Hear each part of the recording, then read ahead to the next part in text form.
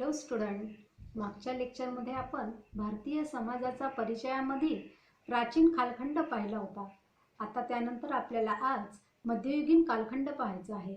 मध्ययुगीन कालखंडामध्ये भारतामध्ये ज्यू, ख्रिश्चन, शीख यांचं आगमन झालेलं होतं आणि मध्ययुगीन कालखंडामध्ये या सर्व धर्मांचं श्रद्धा आणि आचारविधी, धार्मिक आचार कसे होते ते आपल्याला यात पाहायचं आहे. संगम कालखंड इसवी सन पूर्व 6वे शतक ते इसवी सन 3रे शतक.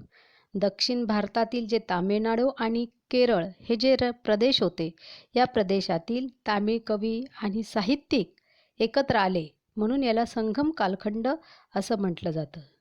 या संगम कालखंडामध्ये जे धर्माचा पगडा होता तो फार तीव्र नव्हता. लोकांचे जे धार्मिक आचरण होते, विधी भक्ती या दोन्ही आधारावर आधारलेले होते. त्यांचा विश्वास कशावर होता? संगम कालखंडामध्ये दक्षिण भारतातील प्रदेशाचा तर भूत प्रेतादी आणि तत्सम स्वरूपाचे जे देवता आहेत त्याची उपासना करत असत. तसेच जे जल आहे, प्राणी आहे, दगड आहे, वृक्ष आहे, तारे, ग्रह यांना देवता ते मानत असत आणि त्यांची पूजा ते करत असत. जीवरूपी चैतन्य हे शरीराहून भिन्न असते असे ते लोक समजत असे. त्यामुळेच त्यांनी चैतन्यरूपी जीवाचे स्वतःचे असे स्वतंत्र अस्तित्व असते असं सांगितलेलं आहे. त्याशिवाय हे जे संगमकालीन लोक आहेत, या संगमकालीन लोकांचे पूर्वज पूजा, पुनर्जन्म यासारख्या गोष्टीभोवतीच त्यांचं जे तत्त्वज्ञान आहे, हे तत्त्वज्ञान मृत्यू आणि मृत्यूनंतरचे जीवन यांच्यामध्ये ते गुंफलेलं होतं. त्यानंतर मग भारतामध्ये कोणाचं आगमन झालं? पारशी धर्माचं. पारशी धर्म या धर्माचे मध्य पूर्वेच्या प्रदेशात आहे. ह्या धर्माच्या अनुयायांचा धार्मिक छळ होत होता. पारशी धर्माचा ती लोक पश्चिम किनाऱ्यावर गुजरातमध्ये, भारताच्या गुजरातमध्ये ते पोचले होते आणि तेथेच ते मग किती दिवस तरी स्थिरावले. त्यातील संस्कृतीत त्यानंतर ते मग मिसळले. पारशी समाजाचे जे लोक होते ते लोक अजूनही त्यांच्या समाजाचे जे बाहेरचे लोक होते त्यांच्याशी ते संपर्क ठेवत नसत जास्त. त्यांच्याशी सहसा लग्न करत नसत. त्या बाहेरील व्यक्तींना आपल्या धर्मात प्रवेश देत नव्हते. तसेच त्यांच्या जे अगारी आहे, या अगारीत पारशी व्यक्ती खरीच इतरांना प्रवेश करण्यास बंदी होती. अग्यारी म्हणजे काय? अग्यारी म्हणजे अग्निमंदिर.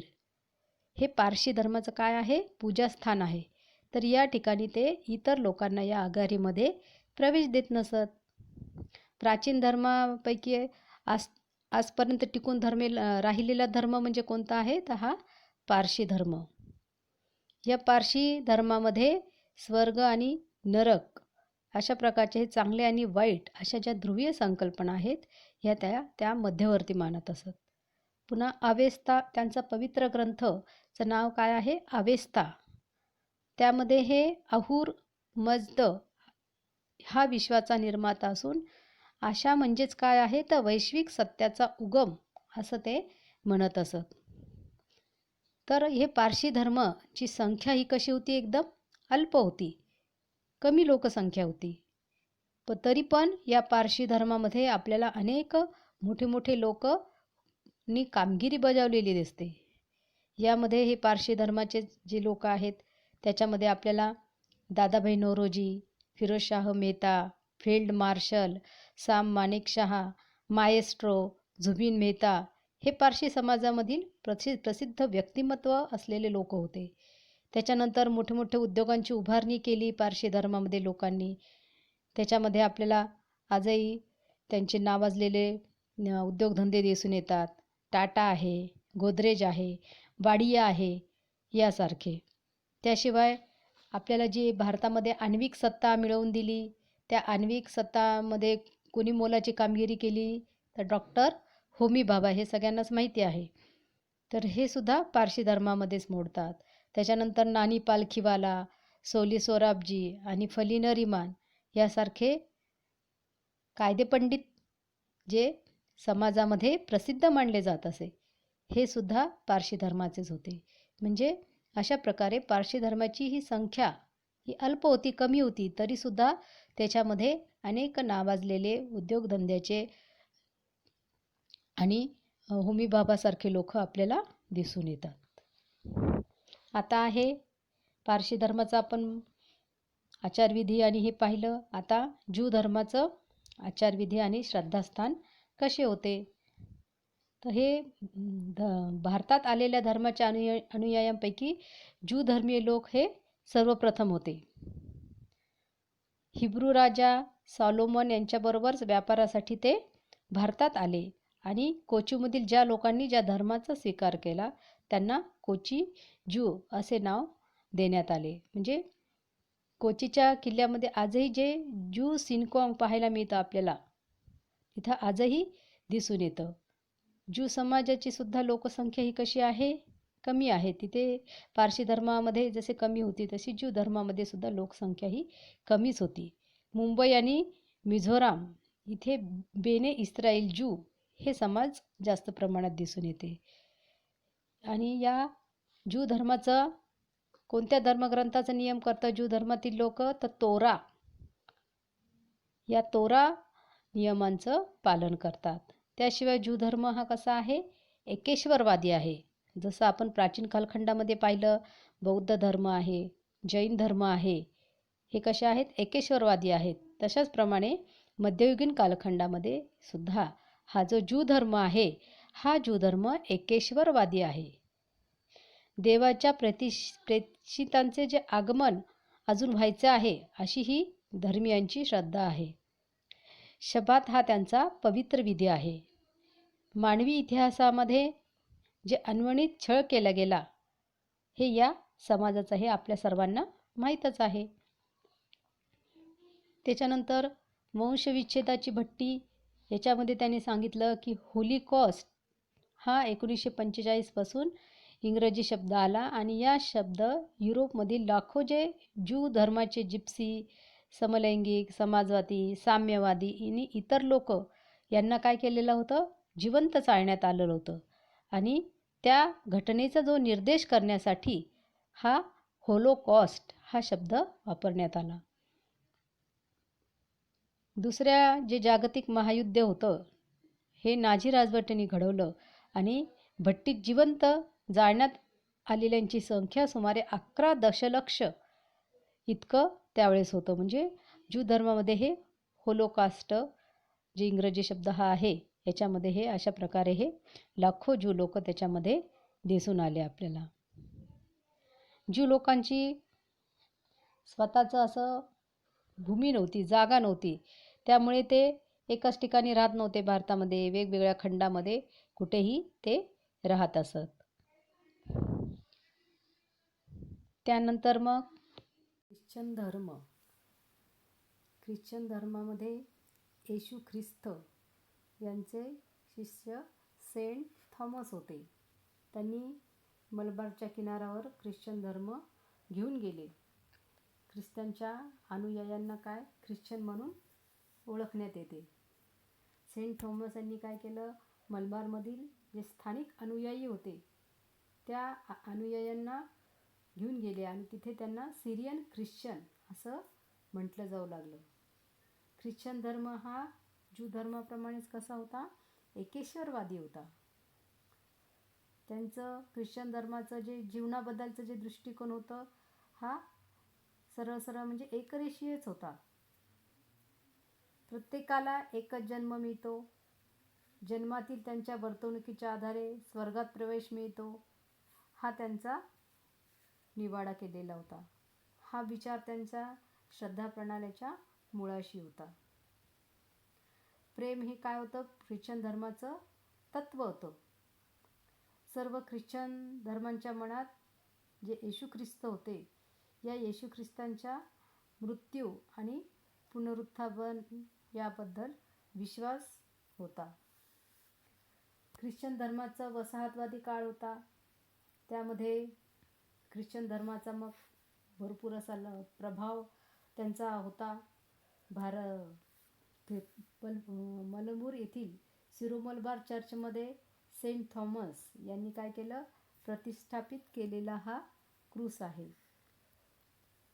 तर येशू ख्रिस्त हे हिचे ख्रिश्चन धर्माचे महत्त्वाचे मानले जातात.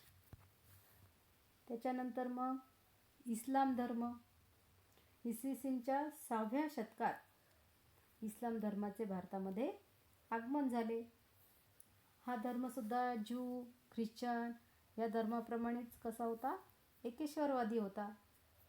यांचा पवित्र कुराण हा यांचा ग्रंथ होता. तर यामध्ये आपल्याला चित्रात दाखवल्याप्रमाणे दृढ श्रद्धेची कबुली म्हणून शहाद नाव आहे. नमाज पढणे याला सलात, त्याच्यानंतर दान देणे याला जकात. नंतर रमजानचा जो पवित्र महिना असतो त्या महिन्यात हे लोक उपवास करतात, त्याला रोजा नाव आहे. आणि हे इस्लाम धर्माचे लोक जे मक्केची यात्रा करतात त्याला कोणतं नाव आहे, हज नाव आहे.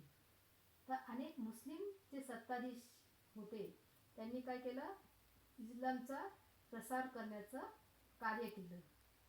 त्याशिवाय दिल्लीचे जे इस्लामिक सत्तांनी साम्राज्य उभं केलं होतं आणि 5 मुस्लिम राजघराण्यांनी दिल्लीमधून सुमारे 320 वर्ष राज्य केलं. मग ते घराणे कोणते कोणते होते 5? तर मामलूक घराणं एक होतं, एक खिलजी घराणे होते, तिसरं म्हणजे तुगलक घराणं होतं, चौथं कुठलं होतं, सय्यद घराणे, आणि 5वं लोधी घराणे. 1579 मध्ये नैतिक तर्कवादाच्या आधारावर त्यांनी दीन ई इलाही या नवीन धर्माची स्थापना केली. दीन ई इलाही हा नवीन धर्म त्यांच्यामध्ये. या सर्व धर्माच्या तत्वज्ञानाचं मंथन करून पुढे त्यांनी वैश्विक सहिष्णुता या तत्वाच्या आधारावर अकबर बादशाह जे होते, या अकबर बादशाहने काय केली होती, याची उभारणी केली होती. या धर्म पद्धतीमध्ये पुरोहित, धर्मगुरू, धार्मिक विधी, श्रद्धा प्रणाली, धर्मग्रंथ यापैकी काहीही नव्हतं. हा धर्मग्रंथ कसा होता, एकेश्वरवादीच होता.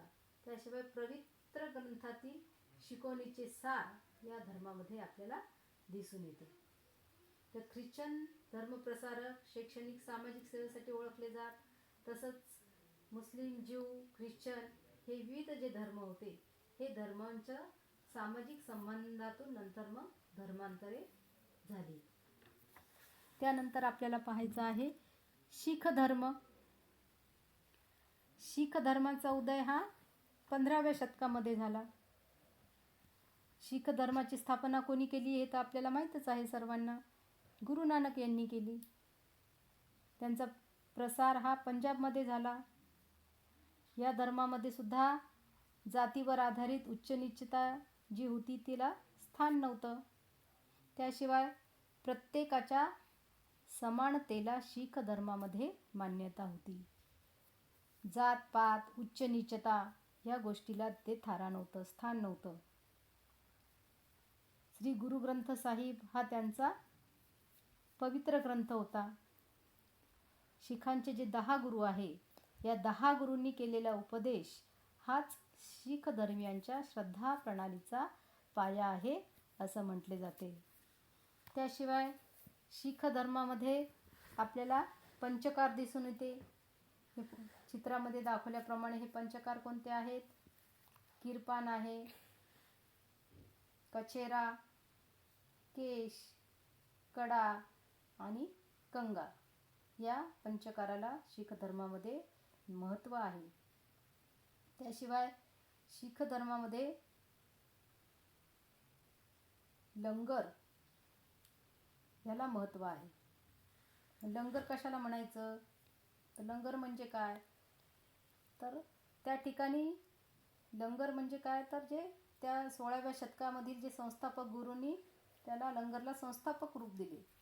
या ठिकाणी अनेक जातीचे, धर्माचे, स्त्री पुरुष, वेगवेगळ्या वयाचे स्त्री पुरुष, सामाजिक स्थान प्रतिष्ठा असलेले म्हणजे कनिष्ठ, वरिष्ठ, श्रीमंत ह्या सगळ्या प्रकारचे, अशा प्रकारे कोणताही भेदभाव न करता जे व्यक्ती त्या ठिकाणी येऊन प्रवेश करून जेवण करत असे या सर्वांना हे लोक संस्थापक जे लोक होते ते शाकाहारी भोजन पुरवत असे.